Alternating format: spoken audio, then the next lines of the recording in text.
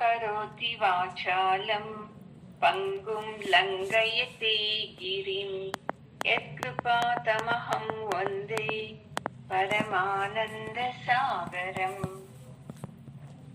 ఓం సహనావవతు సహనౌ భునక్తు సహ వీర్యం కరవావహై తేజస్వినావతీతమస్తు మా విద్విషావహై. ఓం శాంతి శాంతి శాంతి. గురువు గారి పాదాలకు నమస్కారం చేద్దామండి. జగద్గురు విష్ణుని పాదాలకు నమస్కారం చేద్దామండి. 25వ శ్లోకము. సక్తా కర్మణ్య విద్వాంసః యథా కుర్వంతి భారత కుర్యాద్ విద్వాంస్తథా సక్తః చికీర్షుర్లోక సంగ్రహం. పరమాత్ముడు చెప్తున్నాడండి, అజ్ఞానిలో ఎవరైతే ఉన్నారో వాళ్ళు ఎలా కర్మలు అంటే పనులు చేస్తారంటే ఏదో ఒకటి ఆపేక్షిస్తూనే చేస్తారంట. ఇది చేస్తున్నాను, ఇది కానీ, ఇది చేస్తున్నాను, ఇది నా ప్రాణి, ఈ పూజ చేస్తున్నాను, నాకు దీంట్లో ఫలం రాని అని ఇలా అజ్ఞానిలు మాత్రమే ఫలం అపేక్షించి పనులు చేస్తారు. జ్ఞాని, విద్వాంసుడు జ్ఞాని అంటారు. అతను ఎలా చేస్తాడంటే ఏది ఫలాన్ని ఆపేక్షించకుండా అతను పనుల్ని చేస్తాడు. అతను ఏది ఆపేక్షించడు. నేను ఇలాంటి మంచి పుణ్యకార్యం చేస్తున్నాను, నాకు ఇలాంటి పని నెరవేరని అని అతను అనుకోడు. నాది ఉద్దేశం ఏంటి, పనులు చేయటం అంతే అని విద్వాంసుడు చేస్తాడు. మనలాంటి అజ్ఞానిలు ఏం చేస్తారు, ఓహో ఇది చేస్తే ఇలా కానీ అలా కానీ అని ఇలా చేస్తారు. అందుకే మనకు ఎప్పుడు దుఃఖం ఉంటుంది, వాళ్ళు ఎప్పుడు ఆనందంగా ఉంటారు కదండి. విద్వాంసుడు అన్ని తెలిసినతను. మనకు చూడండి, ఎంత కష్టపడి పూజ చేస్తామో దాంట్లో ఏది ఫలం దొరకలేదు. చెప్పారు ఎవరో, మీ కూతురికి పెళ్లి కావాలంటే 21 రోజు ఆ గుడికి వెళ్ళండి మంచిదవుతుంది అని.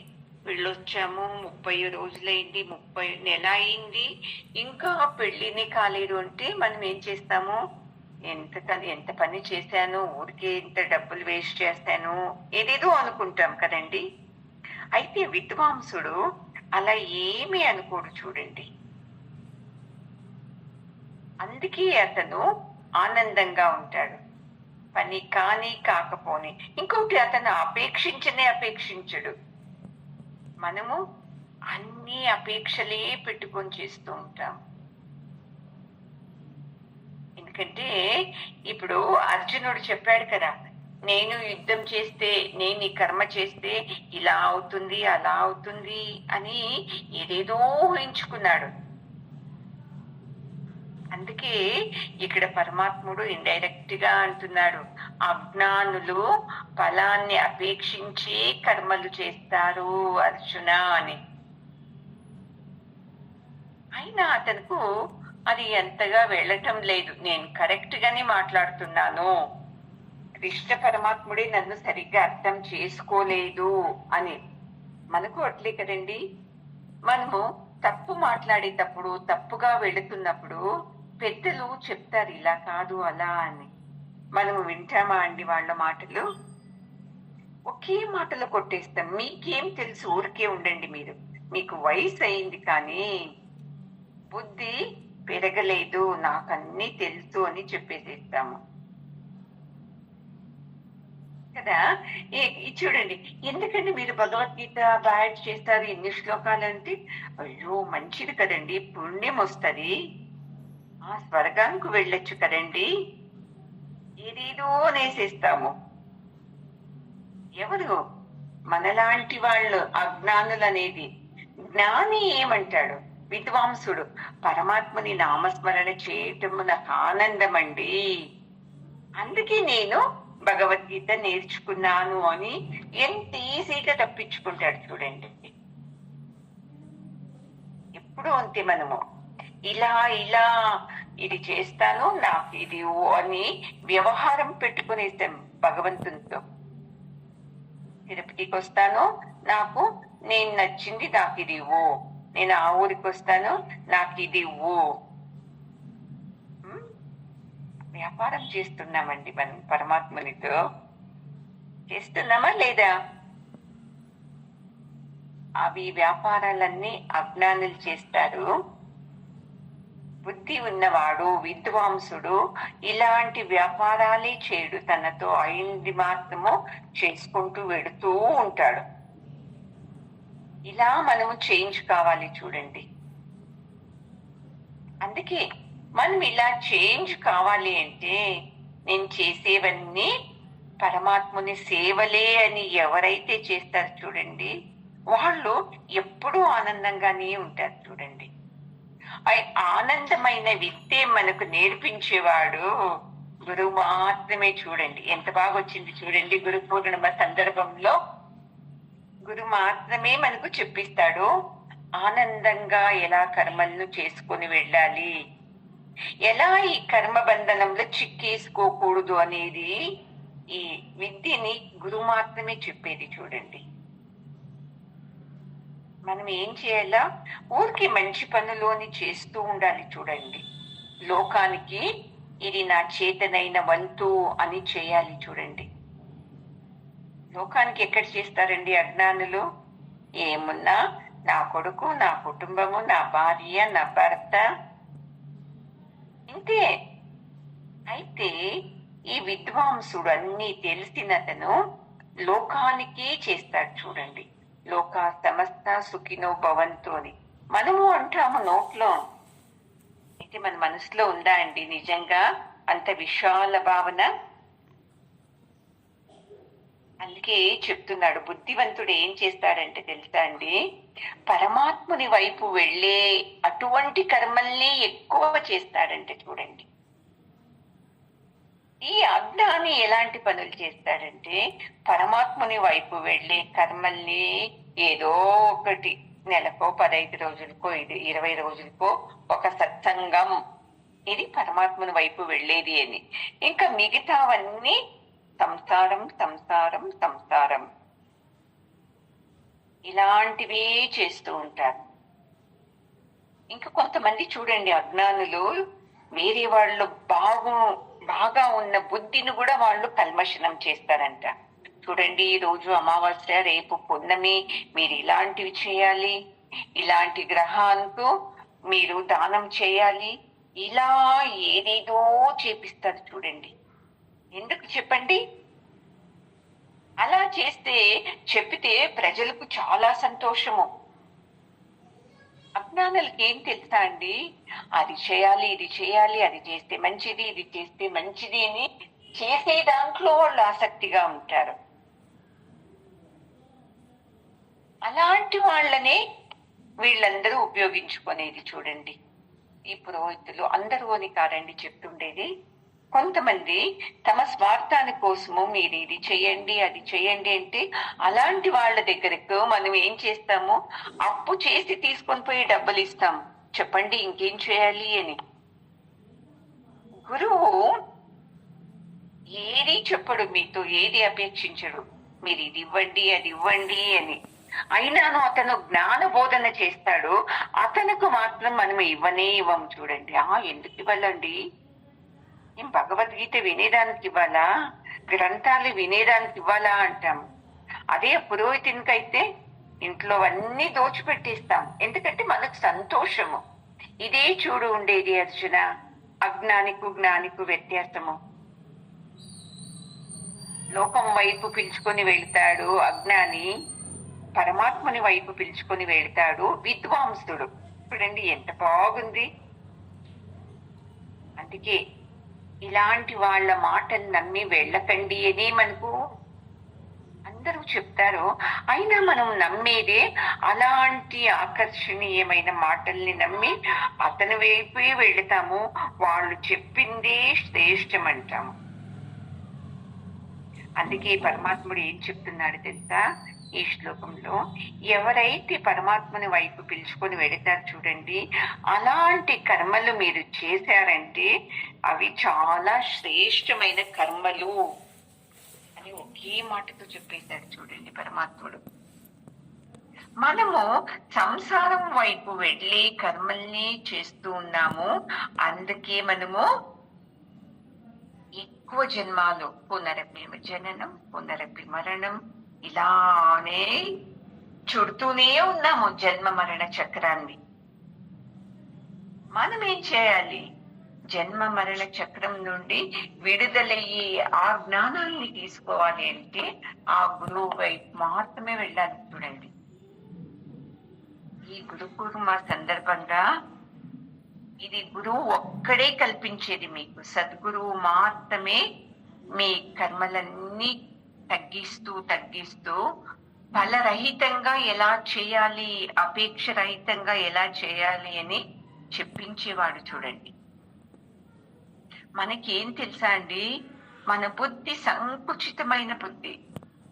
ఇప్పుడు ఎగ్జాంపుల్ చెప్తారు పరమాత్ముడు, ఎంత బాగా చెప్తున్నారు చూడండి. ఇప్పుడు మనల్ని ఎవరో చిన్న పాప వచ్చి, అయ్యో మీరు ఎంత మంచివాళ్ళు, మీలో ఎంత జ్ఞానం ఉంది అంటే మనకు సంతోషం అవుతుందా అండి? ఈ పిల్లకేం తెలుసు అనేస్తాం. అయితే ఎవరన్నా ఒకరు జ్ఞానవంతులు మనల్ని, ఎంత జ్ఞానం అండి మీకు, సంసారంలో ఉంటూ మీరు సత్సంగాన్ని పెడుతున్నారు, మీ జీవితమే ధన్యమండి అన్నారంటే అప్పుడు మనకు సంతోషం అవుతుందా లేదా అండి? చూడండి, వాళ్ళు జ్ఞానవంతులు, వాళ్ళు అన్నారంటే సంతోషము.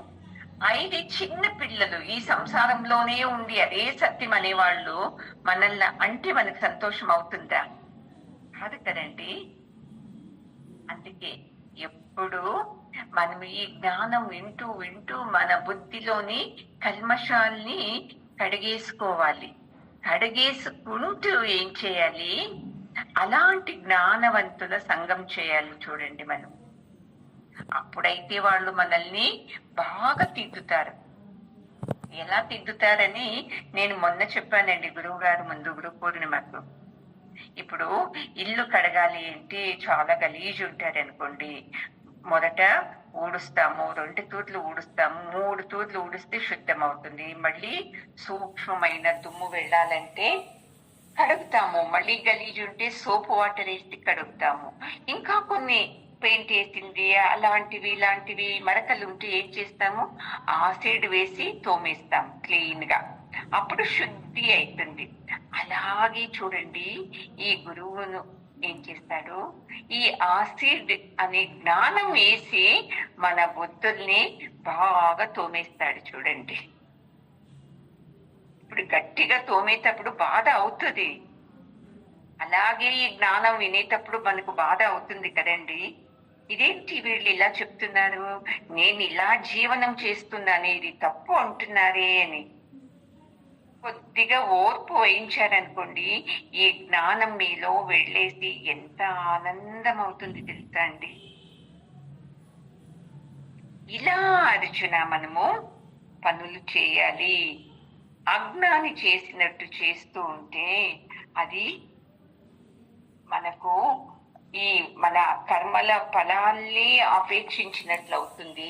అది చేయటం తప్పు అర్జున అని చెప్తున్నాడండి. ఇప్పుడు 26వ శ్లోకం అండి. న బుద్ధి భేదం జనయేత్ అజ్ఞానాం కర్మ సంగినాం జోషయేత్ సర్వకర్మాణి విద్వాన్ యుక్త సమాచరన్. ఎవరైతే ఇలాంటి కర్మఫలానికి అంటుకొని ఉంటారు చూడండి, అలాంటి వాళ్ళకి ఏమన్నా ఈ గురువు గారు ఇలా చేయకూడదు అలా చేయకూడదు ఇలాంటివన్నీ చేయకండి అంటే వాళ్ళ మనసులో వాళ్ళ బుద్ధి చాలా చెడిపోతుందండి. ఏంది ఇలాగనే సరే అని. రండి, మీకు చూడండి గీతా జయంతి ఉంది రేపు, మీరు భగవద్గీత పఠన చేయండి కూర్చొని అంటే ఒప్పుకుంటారా అండి? అరే ఏంది ఇలా అంటున్నారు? గీతా జయంతి రోజు కృష్ణుని గుడికి వెళ్ళాలి, ఆ గుడికి వెళ్ళాలి, ఈ గుడికి వెళ్ళాలి, అది మంచిది. వీళ్ళు ఇలా అంటున్నారు ఏందబ్బా అని మీ మనసు ఏమవుతుంది? అయ్యో ఇలా చెప్పేసరి ఏం చేయాలి ఏం చేయాలి అని బాధ కలుగుతుంది. అయితే ఈ విద్వాంసుడు ఏం చేస్తాడంటే అన్ని పనులు బాగా చక్కగా చేస్తాడంట. చూడండి, భక్తి భావంతో చేస్తాడంట. మనకేంటి గుడికి వెళితేనే అది శ్రేష్టము అని, అతను ఏం లేదు, తను ఏం పని చేస్తున్నాడో ఇదే పరమాత్మకి అర్పితము అని చేస్తాడంటే. చూడండి, ఇంతే వ్యత్యాసం చూడండి మనకు అతనికి ఉండేది. మనము ఇలా చుడుతూనే ఉన్నాము, మనకు ఎంత కష్టపడితే అంత సంతోషం మనకు. మీకు బిడ్డలు కాలేదా? మీ ఆయనకు పని రాలేదా? ఇది చెయ్యి అది చెయ్యి అది చెయ్యి అంటే చెప్పాను కదండి ఇప్పుడే, ఎంత డబ్బన్నా ఖర్చు చేస్తారు. ఇవన్నీ ముఖ్యం కాదు. ఈ జ్ఞానం పెంపొందించుకో, ఓకే ఒక గంట సేపు సత్సంగం విను అంటే చేస్తారా అండి? ఏదైనా కష్టపడితే ఫలం వస్తుంది. ఊరికి ఫోన్ పెట్టుకొని కూర్చొని సత్సంగం వింటే ఫలం వస్తుందా అని మనకే ఉంటుంది. చూడండి ఈ బుద్ధులన్నీ. అందుకే పరమాత్ముడు చెప్తా ఉన్నాడు, అజ్ఞానుల్ని మీరు డైరెక్ట్ గా చేంజ్ చేయకూడదు. మళ్ళీ వాళ్ళు చెడిపోయేస్తారంట. మళ్ళీ ఇది చెయ్యి అది చెయ్యి అది చెయ్యి అది చెయ్యి అన్నప్పుడు వాళ్ళకి ఏమైపోతుందంటే, అమ్మో మన ధర్మంలోనే ఇన్ని నియమాలుంది, క్రిస్టియన్ ధర్మంలో లేదు చూడు, ఆ ధర్మంలో లేదు చూడు అని వాళ్ళు వెళ్ళిపోయేస్తారంటే. చూడండి, నిజమా కాదా? అందుకే ఆచరణలు ఎలా చేయాలి అంటే, మీకు ఎంత వరకు అవుతుందో అంతే చేయాలి. చూడండి,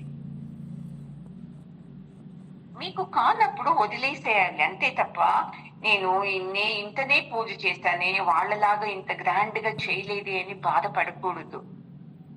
బాధపడ్డామంటే మనకు దేవునికి కనెక్టే ఉండదు. చూడండి, ఉంటారా అండి? కనెక్టే ఉండదు. ఎందుకంటే అక్కడే చెప్పేశాడు కదా పరమాత్ముడు. అందుకే మీ ఇంట్లో ఎవరన్నా అజ్ఞానులు ఉంటారనుకోండి, వాళ్ళని మీరు ఇలా కాదు అలా కాదు అని చేంజ్ చేసేకి వెళ్ళకండి. మీ మీద వాళ్ళకు కోపం వచ్చేస్తారు. ఏంటి ఎప్పుడు ఇలా చెప్తారే ఇలా చెప్తారే ఇలా చెప్తారే అని చెప్పేసి. అందుకే వాళ్ళకి బుద్ధి వస్తుంది. అంతవరకు ఓర్చుకోండి. ఒక తూరి చెప్పి వదిలేయాలి. ఇలా చేయొద్దు ఇలా చేయొద్దు ఇలా చేయొద్దు. నేను నా స్టూడెంట్స్ అంతా గుడికి వెళ్ళామండి. అందులో ఒక ఆమె చెప్తుంది ఇంకొక ఆమెకు, ఏంటి గుడికి వచ్చేటప్పుడు నువ్వు చూడీదార్ వేసుకొచ్చావే, తప్పు కదా ఇది అని. ఆమె తల వంచుకొనేసింది, అయ్యో ఇలా అనేసింది అందరి ముందుని. ఇంకొక ఆమె దగ్గరికి వెళ్ళింది, ఎందుకు గుడికి వచ్చేటప్పుడు నువ్వు చేతికి గాజులు వేసుకోకుండా వచ్చావు, ఇది తప్పు కదా అని.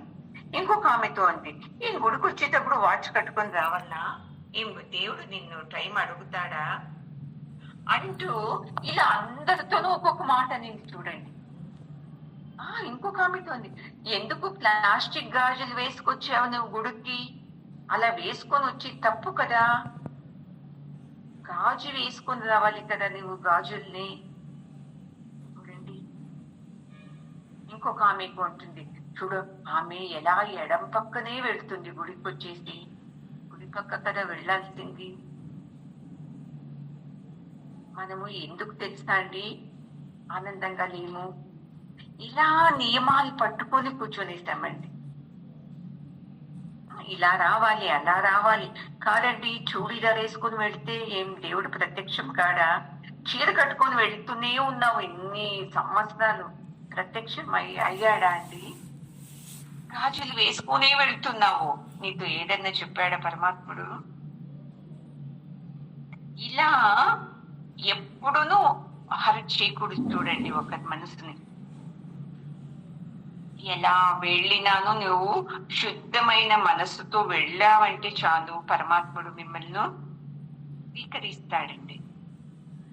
ఏంది నువ్వు పూలు ఇలాంటివి తెచ్చావు, ఇది ఇంకా చాలా ఘోరం చూడండి. ఇటుపక్క నేను చెప్పేది కర్ణాటక పక్క అండి, చెండు పూలు అని వస్తాయి, బంతి పూలు. బంతి పూలు దేవునికి పెట్టకూడదు, దేవుడు స్వీకరించాడు, నువ్వు పూజ చేసినా అది స్వీకారం కానే కాదు అని చెప్తారు. అక్కడ వెళ్ళండి, కాశీకి వెళ్ళండి, ఉజ్జయినికి వెళ్ళండి, ఎక్కడ వెళ్ళానో అక్కడ బంతి పూలే పెట్టేది చూడండి. అలాగైతే పరమాత్ముడు ఆంధ్రాలో ఉన్న వాళ్ళని, కర్ణాటకలో ఉన్న వాళ్ళని తిరస్కారం చేస్తూ అక్కడ ఉండే వాళ్ళని మాత్రం స్వీకారం చేస్తాడా అండి? ఇలా మనం ఏం చేస్తున్నాము, మనకు మనమే నియమాలు వేసుకొనేసి పాపము భక్తితో ఉండే వాళ్ళని చెడగొడుతున్నాము. నువ్వు ఇలా వెళ్ళకు, అలా వెళ్ళకు, ఇలానే వెళ్ళు, ఎడం పక్కే రాకూడదు. ఎన్ని నియమాలండి. గుడికి వెళ్తారు, సాయిబాబా గుడికి ఒక గురు పూర్ణిమకు వెళ్ళాము. ఎవరు వచ్చారు, నా జతలో క్లాస్ వాళ్ళు వచ్చారండి. సంతోషమైంది, స్వామికి అంతా మొక్కున్నాము. మేము వెళ్తుంటే వాళ్ళు ఒక 10 మంది స్వామికి ముఖం వేసి వెనకాల నడుచుకొని వెళ్ళారు చూడండి. ఎందుకంటే స్వామికి వీపు వేసి నడుస్తారంటే స్వామి వచ్చి మళ్ళీ వీపు మీద కూర్చునేస్తాడు. పుణ్యం కదండి మన వీపు మీద కూర్చునేది. సాయిబాబా మన ఇంటికి వస్తాడు అంటే నిజంగా మనం భుజం మీద కూర్చోపెట్టుకుని వెళ్ళొచ్చు కదా అండి. అర్థమే కాదు మనకు, ఎందుకు మనం నియమాన్ని ఇలా ఆచరిస్తున్నామో అని తెలియదు మనకు. అందుకే అర్జున, ఇలాంటి అజ్ఞానుల్ని నీవు ఎప్పుడూ మార్చడానికి వెళ్ళకూడదు. ఎందుకంటే అర్జునుడు చెప్పాడు కదండి, యుద్ధం చేశామంటే సైనికులు చనిపోతారు, వాళ్ళ భార్యలు విధవలు అవుతారు, వాళ్ళు ఏ పూజలు చేయడానికి కాదు, అలాంటి వాళ్ళకి పుట్టిన బిడ్డలు పిండ ప్రదానం చేస్తే అది స్వర్గానికి వెళ్ళదు, వాళ్ళు పితృలోకానికి వెళ్ళదు, ఎన్ని చెప్పాడు కదండి. అందుకే అర్జునునికి ఇండైరెక్ట్ గా తగల్ని ఈ నియమాలే కాదు అన్నందుకే ఇవన్నీ చెప్తూ ఉన్నాడు చూడండి. చూసుకోండి మనం ఎక్కడెక్కడ నిలబడుకున్నాము. ఇప్పుడు ఒకరు దేవునికి ఎంత బాగా అలంకారం చేస్తుంటారు, తక్షణం వెళ్ళేస్తాం మనం, ఇలాంటి పూలతో అలంకారం చేయొద్దండి అనేస్తాము. వాళ్ళు చేసేటప్పుడు ఎడం పక్క పువ్వు పడింది అనుకోండి, అప్పుడు తిట్టేస్తాం. నువ్వెందుకు పూజ చేసావు, వచ్చి నువ్వు చేయొచ్చునా, విధవరాలు కదా నువ్వు, చూడు ఎడం పక్క పువ్వు పడింది, నువ్వెందుకు పసుపు కుంకుమిస్తున్నావు, అందరికి వెళ్ళు అని గురువు గారు ముందే ఒక అత్త కోడల్ని తిట్టి లోపలికి పంపించింది చూడండి. ఇలాంటివన్నీ మనము హర్ట్ చేయకూడదు ఎప్పుడూను. అంతే, ప్రతి ఒక్క విషయంలోనూ మనము నేర్చుకుంటూనే ఉండాలి, మళ్ళీ ప్రోత్సాహం కూడా చేస్తూ ఉండాలి. అలా కాదు, పూలు ఇలా పెట్టావు కదా, కొద్దిగా కింద పెట్టి ఇంకా బాగా కనపడుతుంది, ఇలా చెప్తే ఎలా ఉంటుంది? నువ్వు దేవుణ్ణి పూజించేకి అర్హత లేదు, నువ్వెందుకు పూలు పెడుతున్నావు, నువ్వు ఇక్కడి నుంచి పూజ చేసే అర్హత నీకు లేదు అని లేపేసేస్తారు. ఇలా ఎప్పుడూ చేయకూడదు అని పరమాత్ముడు చెప్తూ ఉన్నాడు చూడండి. ఎంత బాగా చెప్తున్నారు చూడండి.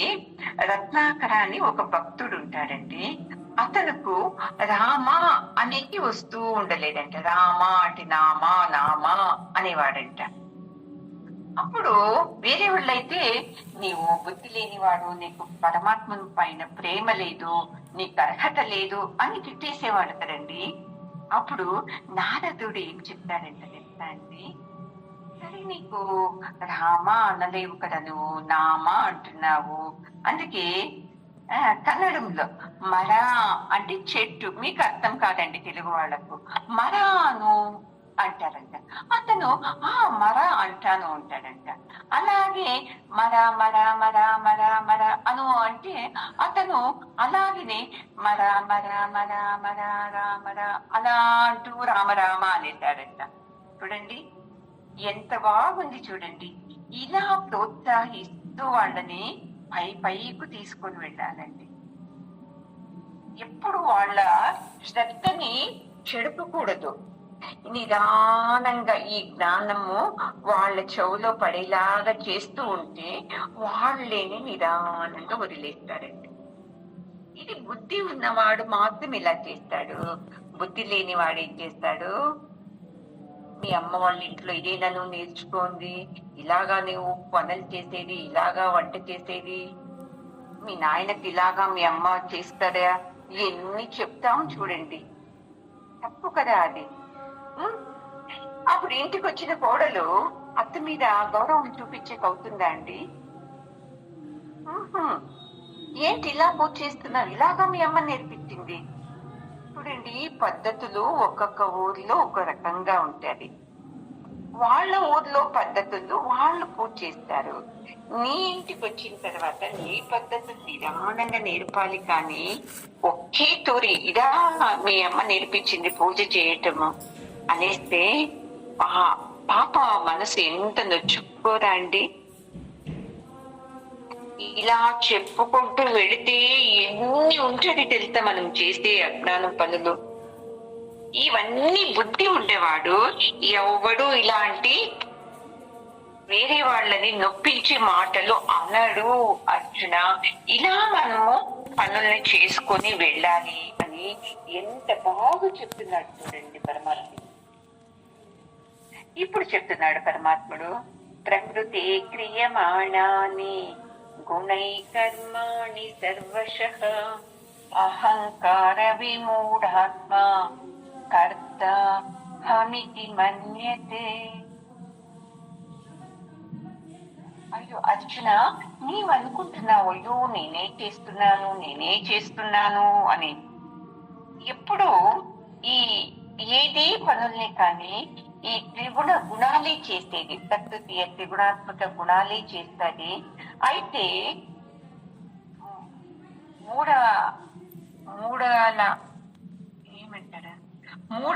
బుద్ధి ఉన్నవాడు ఏమంటాడంటే నేను చేస్తున్నాను అనేస్తాడు. కాదు, ప్రతి ఒక్క పనులను ఆ పరమాత్మని శక్తిని చేసేది. అది తెలియకోకుండా నేను చేస్తున్నాను, నాతో ఈ పనులు అవుతుంది, నేను ఉన్నందుకే ఈ పని అవుతుంది. ఇంకా కొంతమంది నేను వెళ్ళిన తర్వాత వాళ్ళు అన్ని చేశారండి, ఎంత బాగా చూపిస్తారు తెలుసా వాళ్ళు. నేను వెళ్ళకోకుంటే వాళ్ళు అసలు చేస్తానే లేకుండేయండి అని చెప్పేస్తారు. నువ్వు వెళ్ళినా వెళ్ళకపోయినా అక్కడ ఏం పని జరగాలో అది ప్రకృతి జరిపిస్తారండి. సరండి, ప్రకృతిలో గుణాలే మనలో మన ఇంద్రియాలు చేసేది కదా.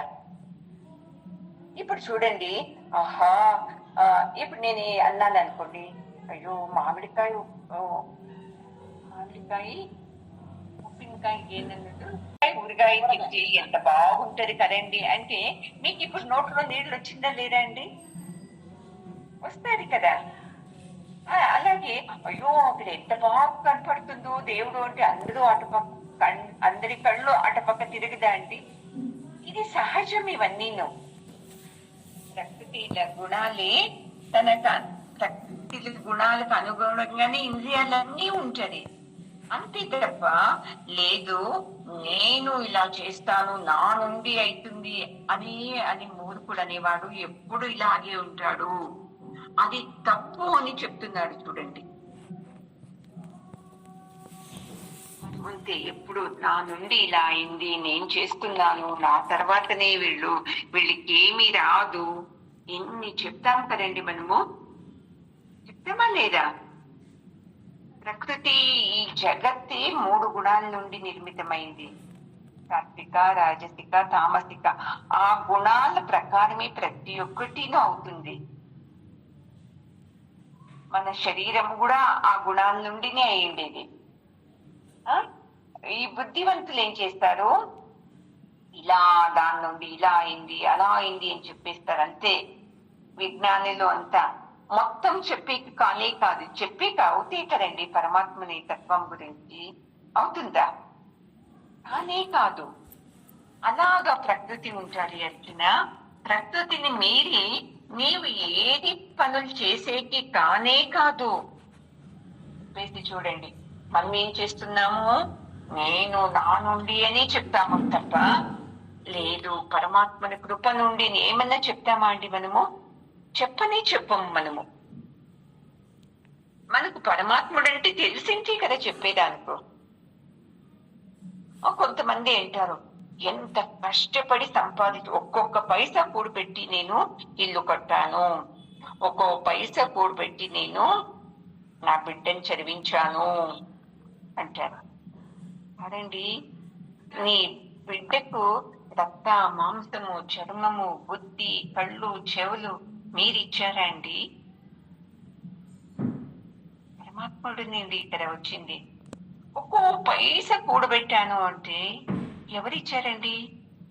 ఒక్కో పైసా కూడబెట్టేకు పనులు చేయాలంటే మీకు శక్తి ఎవరిచ్చారండి?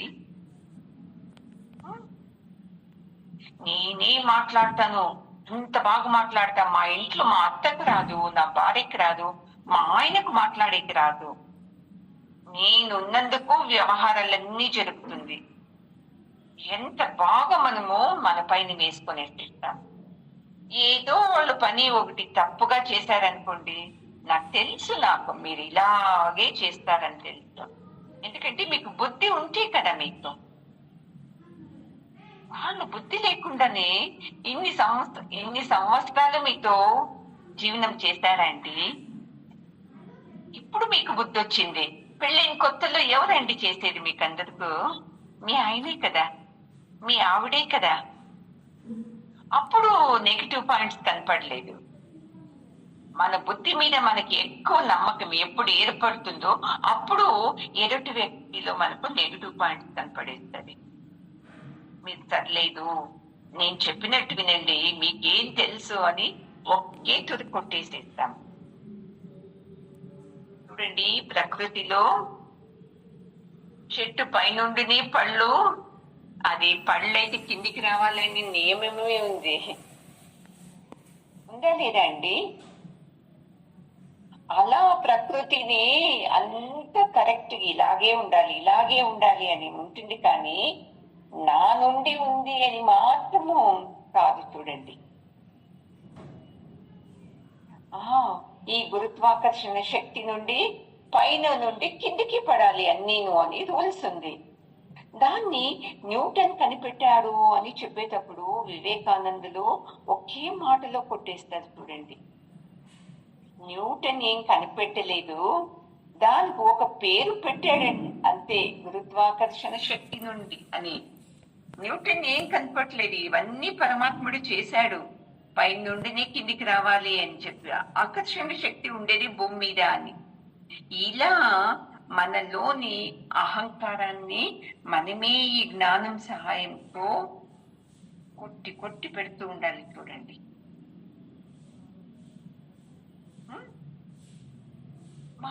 నిన్న ఒక ఆమె ఫోన్ చేసింది, ఇక్కడే ఉండింది. ఆమె భర్త చనిపోతే ఒకే కొడుకుని చాలా అల్లారు ముద్దుగా పెంచేసింది. ఇప్పుడు ఏడుస్తుంది. ఇప్పుడు వాడు రోజు నన్ను కొడతాడమ్మా, తాగడానికి డబ్బులు ఇవ్వకుంటే అని. ఎవరు చేసింది అది? చూడు, నా భర్త వదిలేసి వెళ్ళేస్తే, ఇలాంటి కొడుకుని నాకు ఇచ్చేసి వెళ్ళేస్తే, అప్పుడు బుద్ధి చెప్పేటప్పుడు నీ భర్తనే తిడుతూ ఉండింది ఆమె. మీకేం తెలిసి ఊరుకో ఉండండి, ఉండేది ఒక కొడుకు, మీరేమంత ఇదిగా తిడతారు అని.